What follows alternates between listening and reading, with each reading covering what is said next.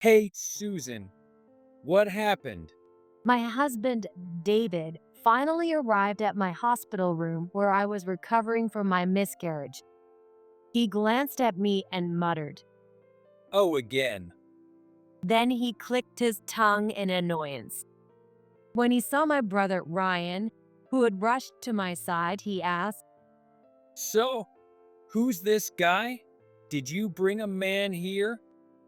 Ryan, unperturbed by David's attitude, calmly said, Hey, there's a woman covered in blood with long curly hair trying to hug you from behind. Do you know her? What? What are you talking about? David looked at Ryan in shock. Yeah, she's wearing a large light green, a peridot ring on her right ring finger. As soon as David heard this, his body started trembling. No. David groaned at Ryan's words and hurriedly dashed out of the room. My name is Susan Brown, 29 years old. I live with my husband, David, and work full-time while managing our household. Without any children, I work daily as an office employee. We are what you would call a runaway couple. It happened 5 years ago. When I was 24 and in my second year at my job, I was not allowed to participate in any company gatherings or drinking parties due to my parents' strict rules. Though such gatherings significantly decreased around the following year due to the pandemic, back then, young employees often went out together for fun. My family was very strict about attending drinking parties, and I was told not to go unless it was absolutely necessary. My colleagues always said, "You're not very sociable," which made me feel left out. One day, I sneaked out to attend a matchmaking party without my family's knowledge. That's where I met my current husband, David. David was 6 years older than me, a salesman dressed in a sharp suit. The people at the gathering introduced him as someone who excelled at his job. That day, he was very considerate towards me, knowing I wasn't used to such social events. He helped me keep up with the conversation, subtly stopped others from making me drink too much, and eventually saved me from an unwanted after-party, sending me home by taxi. At that time, he seemed very gentlemanly. I was instantly attracted to him. We soon started seeing each other personally and officially began dating. 6 months later, he proposed to me. I was ecstatic and immediately accepted. However, my family didn't take it well. My family is wealthy, with my dad being an executive at a major local trading company. My parents always told me, "We'll find a suitable partner for you." And they were very strict about dating throughout middle school, high school, and college. Looking back, my parents and Ryan must have known I was not good at judging people. Ryan always said, I'm not going to stop you from being with someone you like, unlike our parents. But at least let me meet him. my brother Ryan, who is 10 years older, has always been my most reliable confidant. Despite how reliable Ryan was, I hesitated to introduce David to him at that time. Ryan's piercing gaze seemed to see through everything, which scared me back then. Rebelling against my parents and avoiding Ryan's sad eyes, we decided to elope. I moved into David's apartment first, which caused him to be harassed by his boss at his then current job. My dad's company was a client of his company. Back then, we were on cloud nine. We decided to quit our jobs and move to another state together. So we both left our companies and moved out of state. And that's when we registered our marriage there. Looking back now, that might have been our happiest time. Because right after we moved, David's attitude towards me started to change. It was an older, cheaper, and smaller apartment than the one he had lived in before. We started living there together, but suddenly David told me, I have to work even harder from now on, so you'll have to handle all the housework. "Okay, then I'll be a housewife." I started to say, but David interrupted me. Oh, of course, you'll still work full time like you did before. He said it like it was the most natural thing in the world. Your job is much easier than mine, isn't it? So it's only fair you handle the housework too. I couldn't argue with him. My earnings were nowhere near David's. David found another sales job at our new location, and I found a new job too. However, my new job didn't pay me well or treat me well. The only difference was that most of the women at my new workplace were a bit older and more caring towards me compared to my previous job. Every day, I had to do the shopping on my way home, manage the housework, and adjust to the new routine. Back when I moved into David's apartment, he didn't let me clean because of his obsession with his decor.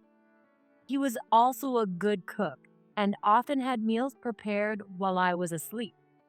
But after we moved, he stopped doing any of that and left everything to me, harshly criticizing me if things weren't up to his standards. Hey, there's dust here. Sorry, I didn't notice. You missed it last time too. Don't think someone else is going to clean up after you forever. Got it. I just nodded in agreement. What he's saying is reasonable, I thought at the time.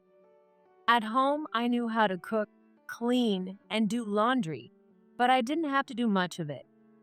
Now I had to do everything, not just for myself, but for him too.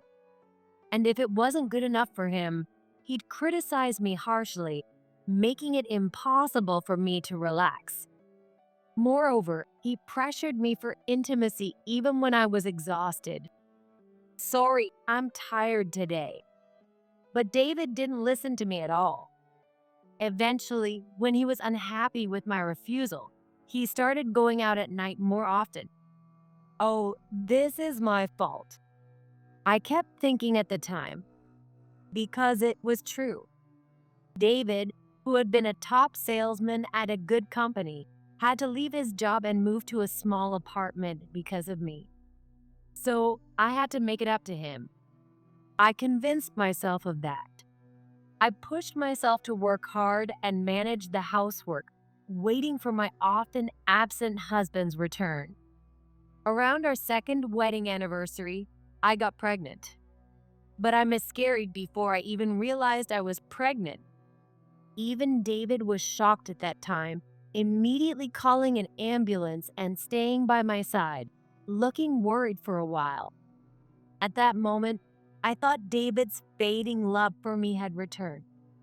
But it was just an illusion. After I was discharged from the hospital and started working again, David began dipping into our joint savings. I don't remember when I noticed, but one day I decided to check the bank account and saw our balance was rapidly decreasing. What have you been spending money on lately? I nervously asked David about our joint savings. It's none of your business, right? Do you have a problem with what I do? But this account is our joint savings.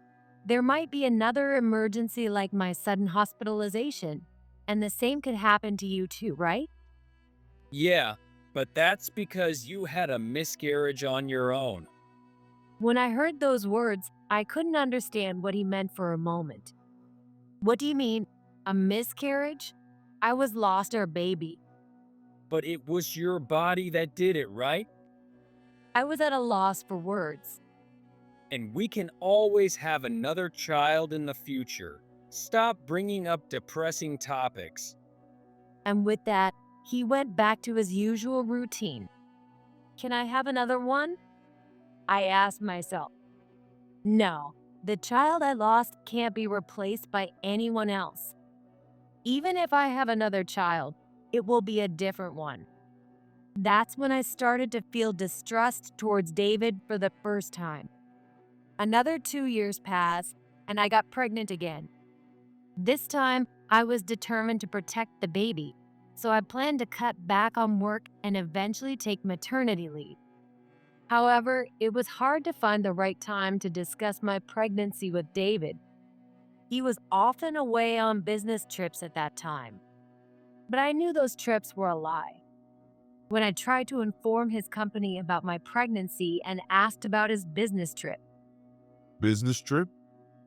David's boss asked me in a puzzled voice, I didn't send him on a trip. He told me he had to take leave for a family memorial service. Didn't you know? "Oh, I must have remembered wrong. Please don't tell him I asked. It was a misunderstanding." I ended the call, but I felt completely drained. What on earth? How could he use such an excuse to take leave? Now that I knew he wasn't on a business trip, I tried to keep up the conversation without letting it show. If the company found out he lied, David would surely get scolded. And if that happened, he would blame me, get angry, and might even become violent. That was the last thing I wanted. I had to avoid that at all costs. If that happened, I might lose my second baby as well. I kept silent. When my morning sickness got worse, I finally told David I was pregnant. Oh, so we're adding another money sucker, huh? He grumbled. Even though I had started to distrust him, I couldn't believe he said that. No matter how bad things were, I didn't think he would say something like that. No, that's not right. I didn't want to believe it. By then, I already knew our joint savings account was nearly empty. After the first miscarriage, I had been saving up for the next childbirth expenses. But because of my growing distrust, I had also been slowly setting aside money in a separate account. When I saw that our joint account was almost empty, I resolved to use my own savings. Of course, I kept this a secret from David. If he found out, it was clear he would immediately threaten me to hand it over and take the money.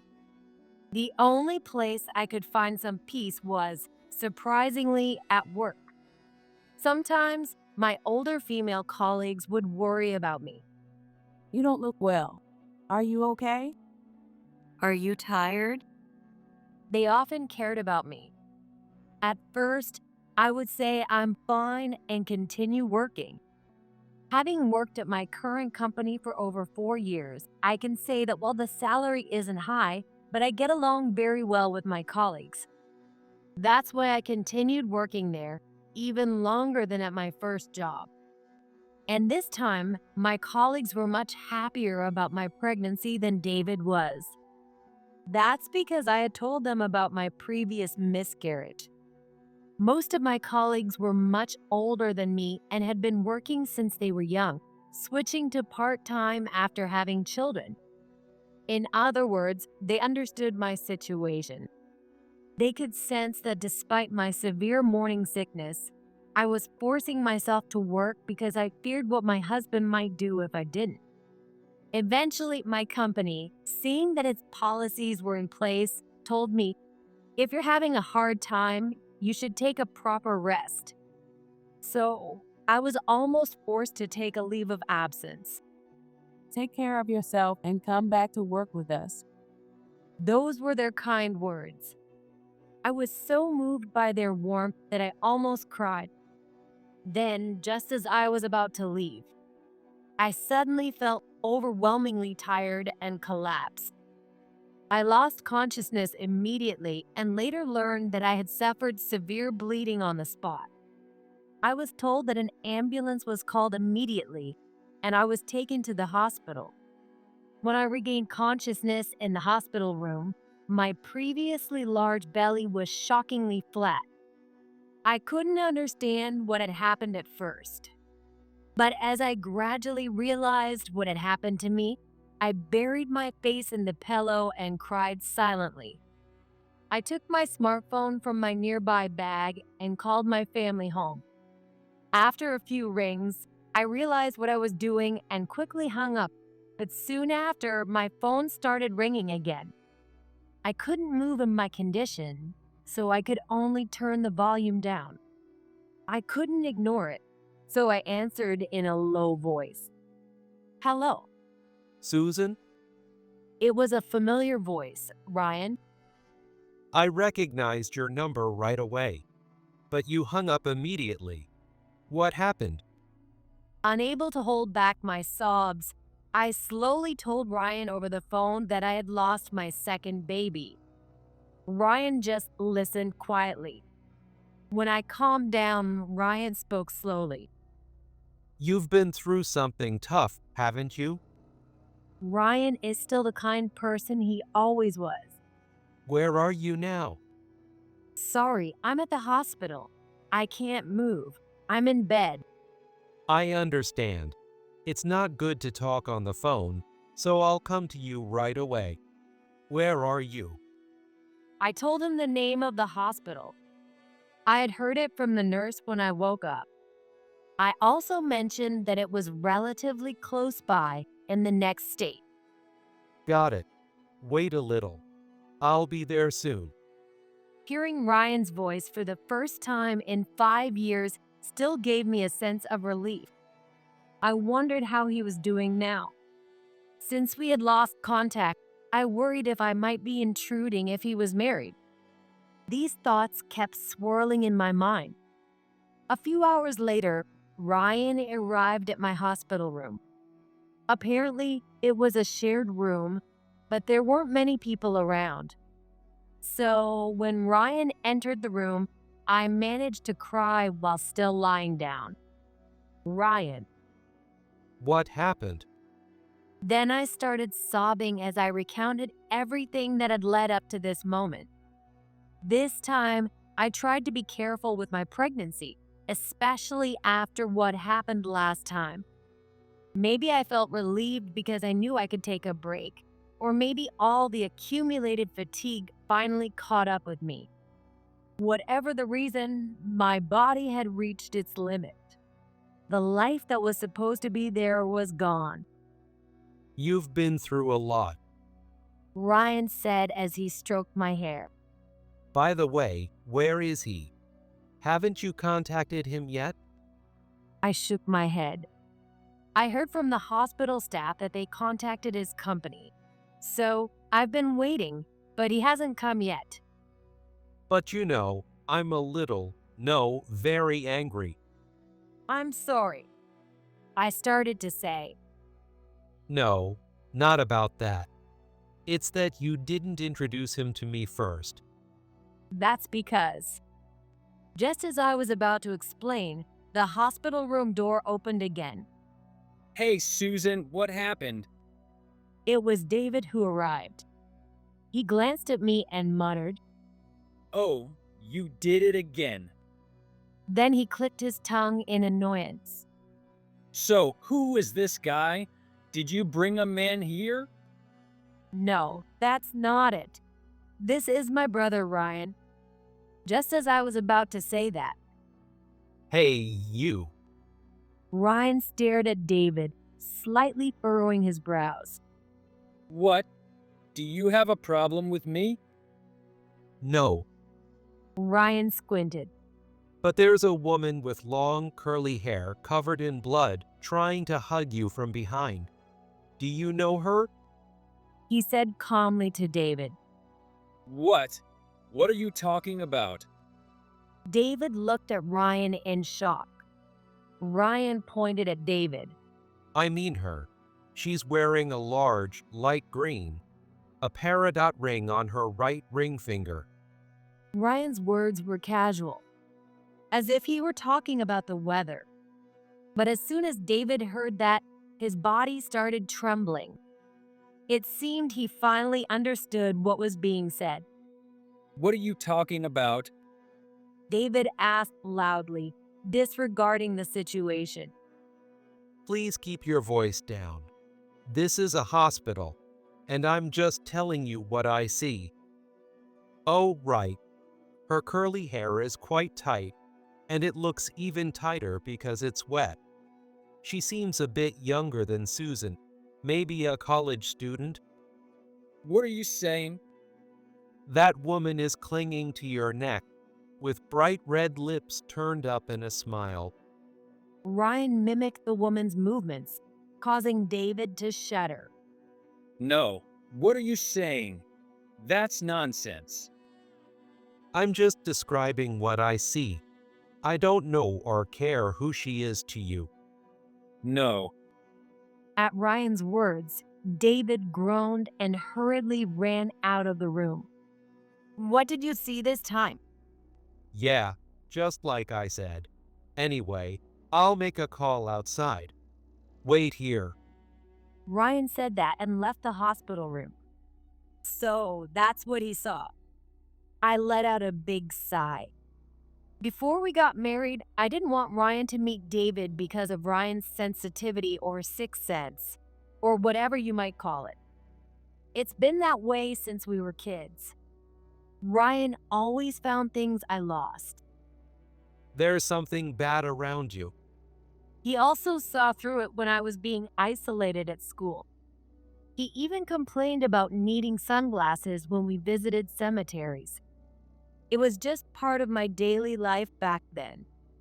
I was afraid of what Ryan might say if he saw David, who was already opposed by the whole family. Ryan sees through everything. So you could say that I ran to a place where Ryan's gaze couldn't reach. Of course, that wasn't the only reason. Eventually, Ryan came back. Sorry for the wait. Who did you call? I'll tell you later. Then, with a serious expression, Ryan turned to me and asked. Do you really want to continue with him? I stayed silent. I kept gripping and releasing the blanket cover. It's hard for you, right? Come back home. Well, won't it be a problem for you, Ryan? If I returned, it would be to my parents' home. And it's Ryan who will inherit the family home. If he were married, I didn't want to be an unwelcome sister-in-law. Oh, I'm still single. What? You're still single? Yeah, because of this ability, it's hard to find someone genuine. Being able to see those things isn't just convenient. When I walked into this room, I immediately knew you weren't happy. There was a dark cloud around you. A dark cloud? Remember back in the day when you were falsely accused and your classmates avoided you? There's a similar dark presence around you now. You don't seem happy at all. Hearing this, tears started falling from my eyes again. Yeah. I nodded deeply. I can't take it anymore. I want a divorce. I thought having a child would make things better, but it wouldn't have. Yeah, your baby probably helped you realize that staying was a mistake. So, come back home. I'll handle him. Handle him? I wiped my tears and tilted my head. You'll see soon. Ryan said firmly. After I was discharged, I returned to my parents' home. My parents seemed very surprised to see me after so long. They might have wanted to scold me for eloping, but they were more shocked by how thin and gaunt I had become. You really went through a lot. My mom said this as she hugged me. You've learned a lot in your life. My dad told me that. Since I needed some time to recover, I submitted a request for a long-term leave of absence from my job. I needed some time to recover, so I submitted a long-term leave of absence to my company, adding that I might quit. They probably understood that I might be getting a divorce after witnessing my second miscarriage. You seem to have had good people at your company. Ryan observed as he watched my responses. Yes, it was the only place I felt at peace. I finally realized that I could never truly relax at home. A few days later, David came to my parents' house. I'm sorry, but I know Susan is in there. Please let me see her. He barged in with a very rude tone. We can't let you see Susan, Mom said firmly. but we need to talk to you. And what kind of talk is that? David played along. Let's get straight to the point. Please divorce Susan. Is that what Susan wants?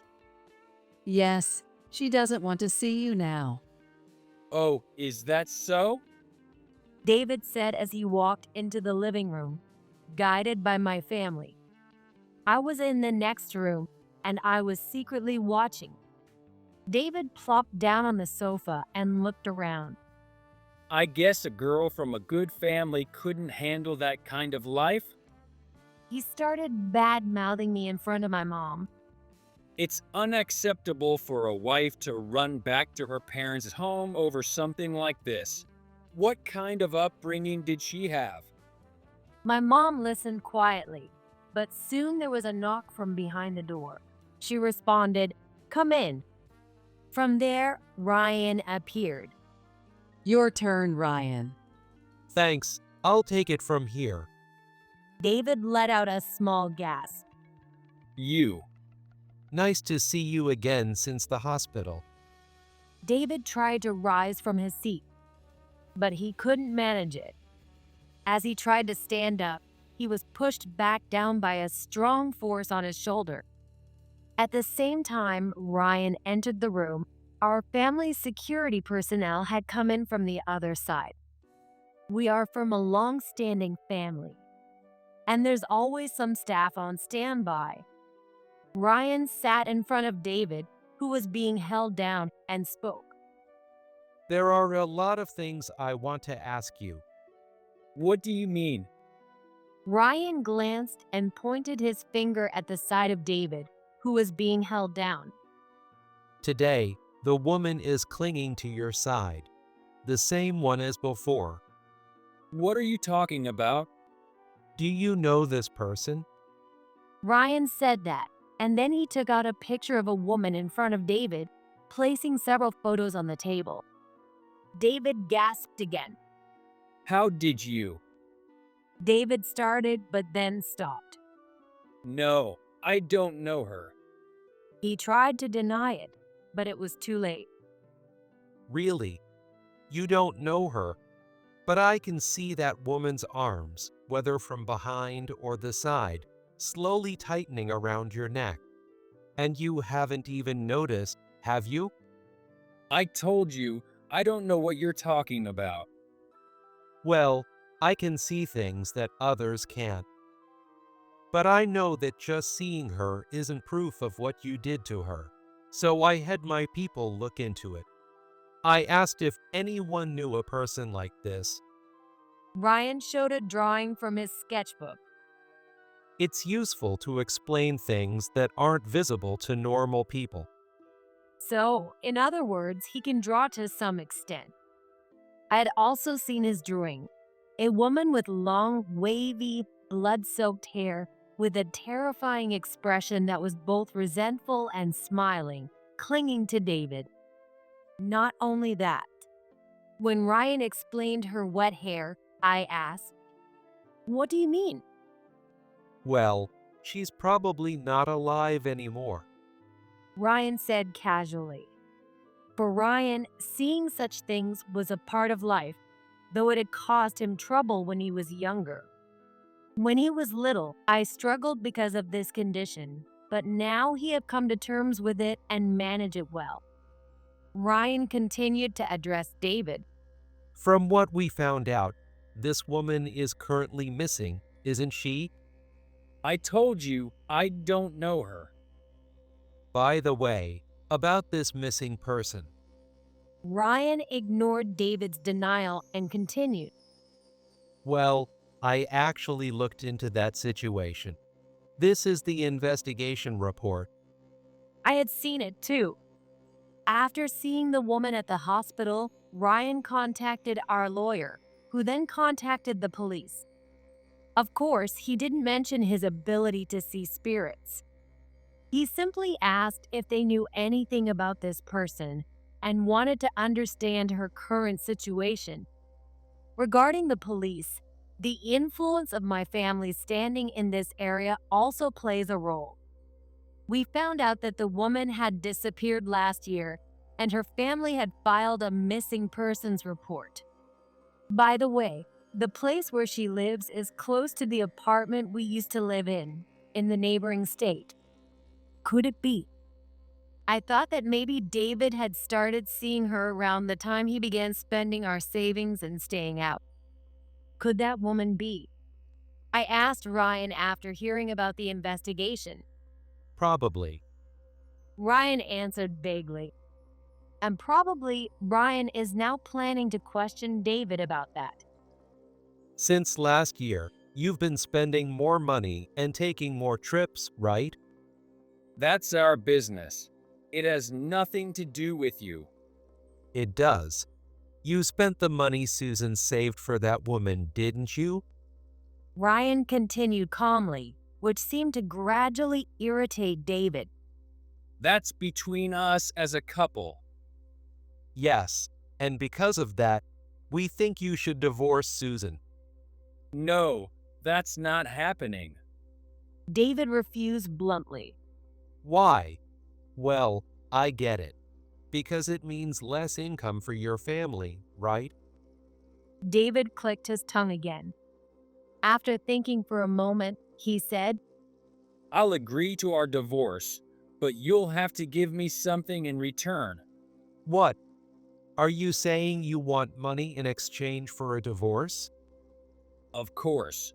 You all opposed our marriage, so she couldn't come home. I was willing to divorce her, but I stayed married out of pity for her, thinking she had nowhere else to go. Hearing David's words, I felt like I was going to be sick. All the time I had been waiting for him, staying silent, he had been thinking like this. You guys barged into my life, and because of that, I had to change jobs. Everything kept going downhill from there. Isn't it fair to get some compensation for that? Maybe if you were a decent person. What did you say? David started to rise, but he was pushed back down. I told you we investigated, right? Ryan looked towards the door. There stood police officers who had been waiting. Why are the police here? I told you, we looked into it. You aren't very thorough. But maybe it's better for you to get caught here. If not, that woman's arms will keep wrapping around your neck, tightening along with her hair. She's got quite a terrifying look on her face. What do you mean? Ryan glanced to the side and nodded a few times before speaking. Oh, this peridot is fake. She realized it during a trip and confronted you, didn't she? And you lost your temper. Shut up. Whether it was real or fake, she was happy when I gave it to her. Ryan's probing had hit the mark.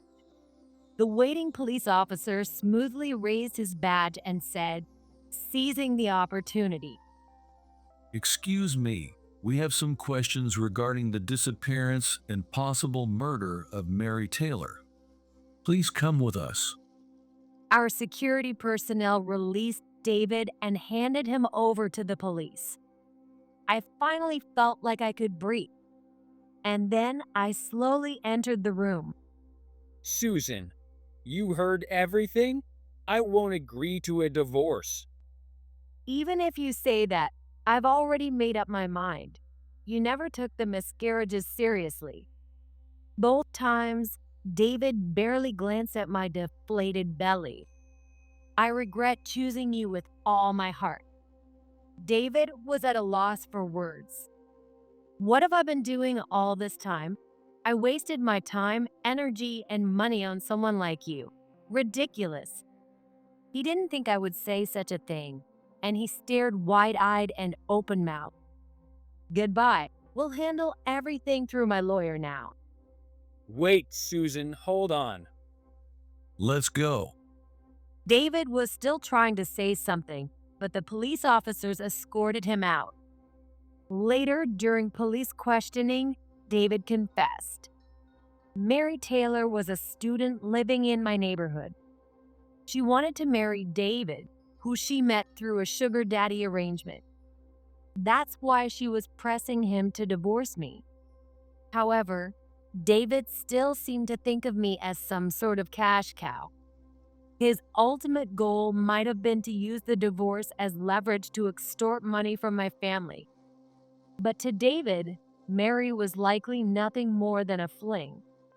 During a trip to the mountains, they argued about the imitation ring, and in a fit of rage, he pushed her hard, causing her to fall and hit her head.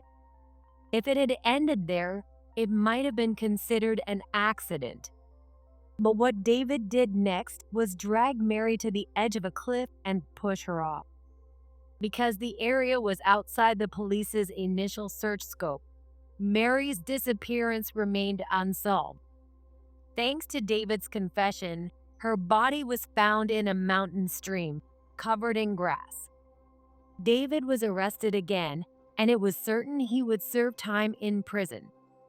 Through my lawyer, I got him to sign the divorce papers, and I was finally free. I'm off now. Take care. Do your best. With my mom's encouraging words behind me, I took my first step toward my new workplace. For a while, I took a complete break from my previous job to rest my mind and body and return to my parents' home. After my health and emotions stabilized, I began job hunting. The 5 years of living on my own might have toughened me up a bit. I like to think I'm more resilient now than I was during my first office job. However, I'm not eager to get married again anytime soon. And considering I lost 2 children, I want to stay away from marriage and pregnancy for a while. Ryan is also waiting for the dark cloud around me to clear and for a more peaceful atmosphere to settle in. I don't know what the future holds, but from now on, I want to take care of myself and those around me.